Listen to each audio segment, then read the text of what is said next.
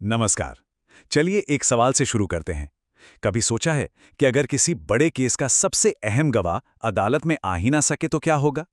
आज हम भारतीय आपराधिक कानून के इसी दिलचस्प पहलू को समझेंगे और जानेंगे कि कैसे न्याय अदालत की चारदीवारी के बाहर भी अपना रास्ता बना लेता है। जरा सोचिए, किसी केस का पूरा नतीजा एक ऐसे गवाह पर टिका है जो शायद किसी दूसरे शहर में है या विदेश में है, या फिर इतना बीमार है कि अदालत तक आ ही नहीं सकता। तो क्या केस वहीं थम जाएगा? नहीं, बिल्कुल नहीं। कानून में इसके लिए एक बहुत ही सटीक इंतजाम किया गया है। तो चलिए इस पूरी प्रक्रिया के पहले कदम को समझते हैं, यानी अदालत के बाहर उस जरूरी गवाह तक पहुंचना। कानून ने इस चुनौती से निपटने के लिए एक बहुत ही स्मार्ट तरीका निकाला है। इसको ऐसे समझ सकते हैं कि अदालत एक तरह से अपना एक खास दूत एक फील्ड मिशन पर भेज रही है, जिसका बस एक ही काम है, जानकारी इकट्ठा करना। इस अधिकृत व्यक्ति को कमिश्नर कहा जाता है। ये कोई मजिस्ट्रेट हो सकता है, कोई वकील हो सकता है, और उसके पास अदालत की तरफ से गवाही दर्ज करने की पूरी शक्ति होती है। और ये जो गवाही रिकॉर्ड की जाती है ना, यही वो कीमती बयान है जिसे कानूनी भाषा में डिपोजिशन या अभिसाक्ष्य कहते हैं। समझिए कि ये सबूत का वो सीलबंद पैकेट है जिसे अब वापस अदालत की ओर अपना सफर तय करना है। तो ठीक है, सबूत इकट्ठा हो गया, पर कहानी यही खत्म नहीं होती है। चलिए देखते हैं कि ये गवाही अदालत तक वापस कैसे पहुंचती है, क्योंकि इसका रास्ता भी पूरी तरह से तय और सुरक्षित होता है। और जैसे ही ये सबूत अदालत में पहुंचता है, एक बहुत ही जरूरी स्टेज शुरू होता है। वो है खुली जांच का। ये कदम ये पक्का करता है कि पूरी प्रक्रिया में पारदर्शिता बनी रहे और कुछ भी छिपा न रहे। ये जो पूरी प्रक्रिया है, उसका जिक्र भारतीय नागरिक सुरक्षा संहिता की धारा 323(1) में मिलता है। अब देखिए ये काम कैसे करता है। पहला, कमीशन अपना काम पूरा करता है।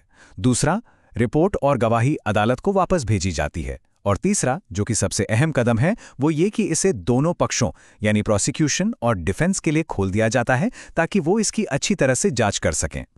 देखिए, ये सिर्फ एक कानूनी फॉर्मेलिटी नहीं है, ये न्याय के एक बहुत बड़े, बहुत ही बुनियादी सिद्धांत से जुड़ा है, निष्पक्षता।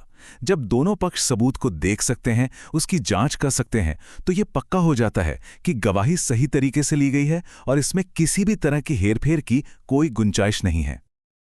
अब आता है इस सबूत का आखिरी पड़ाव, मुकदमे के ऑफिशियल रिकॉर्ड का हिस्सा बनना। लेकिन जैसा कि अक्सर कानून में होता है, यहां एक लेकिन है, एक बहुत जरूरी शर्त। ये जो कानूनी भाषा है, सभी न्यायोचित अपवादों के अधीन। सुनने में थोड़ी भारी लगती है ना? पर इसका मतलब बड़ा सीधा है।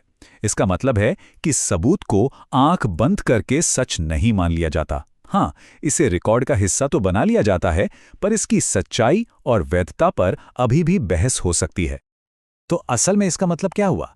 सीधा सा मतलब यह है कि कोई भी पक्ष अदालत में खड़े होकर यह कह सकता है कि यह गवाही तो मामले से जुड़ी ही नहीं है, या इसे गलत तरीके से लिया गया था। यानी कमीशन की रिपोर्ट पर बस आंख बंद करके मोहर नहीं लग जाती, इसकी अदालत में पूरी न्यायिक जांच होती है। अब आते हैं इस नियम के सबसे दिलचस्प, सबसे अनोखे पहलू पर, जो धारा 323(2) से आता है कि इस सबूत का इस्तेमाल भविष्य में फिर से किया जा सकता है। जिस केस के लिए ये गवाही ली गई थी, उसमें तो इसका इस्तेमाल शर्तों के साथ होता ही है, लेकिन मजेदार बात यह है कि अगर बाद में उसी मामले से जुड़ा कोई और केस सामने आता है, तो इस गवाही को वहां भी इस्तेमाल किया जा सकता है, पर एक और शर्त के साथ। और वो अतिरिक्त शर्त है भारतीय साक्ष्य अधिनियम की धारा 27 की जरूरतों को पूरा करना।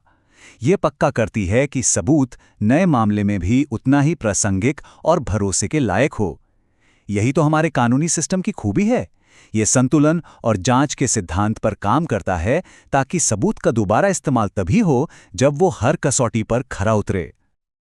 और आखिर में ये सब हमें एक बहुत बड़े सवाल पर लाके छोड़ देता है। एक मॉडर्न लीगल सिस्टम कैसे एफिशिएंसी और फेयरनेस के बीच संतुलन बनाता है?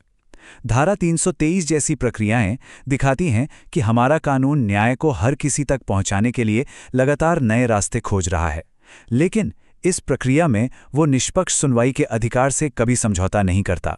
ये दक्षता और न्याय के बीच का एक शानदार संतुलन है।